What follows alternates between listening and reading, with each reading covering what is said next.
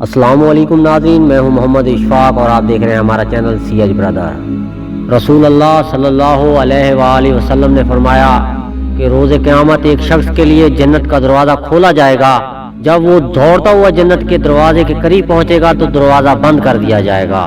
وہ پھر آئے گا، پھر دوڑے گا، پھر جنت کے دروازے کے قریب پہنچے گا، پھر وہ دروازہ بند ہو جائے گا، پھر مایوس ہو کر واپس آئے گا، پھر کہا جائے گا واپس آ، دروازہ کھول دیا گیا ہے۔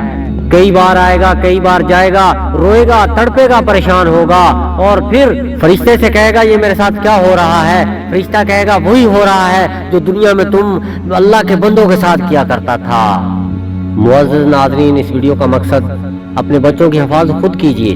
یہ لوگ آپ کے بچوں پر رحم نہیں کھائیں گے، روز قیامت ان لوگوں پر بھی رحم نہیں کھایا جائے گا۔ اپنے بچوں کی حفاظت خود کیجیے، ان پر نظر رکھیے۔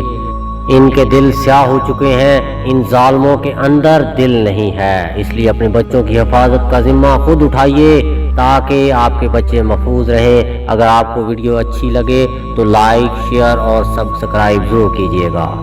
اپنا بہت سارا خیال رکھیے گا۔ تو ملتے ہیں نیکسٹ ویڈیو میں۔ اللہ حافظ۔